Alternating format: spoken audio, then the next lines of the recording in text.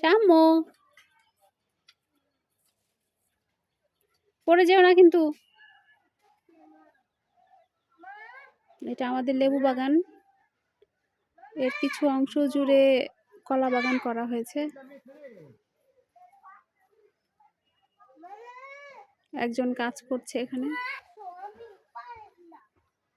এটুকু হচ্ছে কলা বাগান, আর এখান থেকে আবার বাদ বাকি অংশ হচ্ছে সেই আগের লেবু বাগান। লেবু গাছগুলো অনেক বড় হয়ে গেছে, তো সেই কারণে এখন নিচ দিয়ে বেশ আরামেই হাঁটা চলা করা যায়।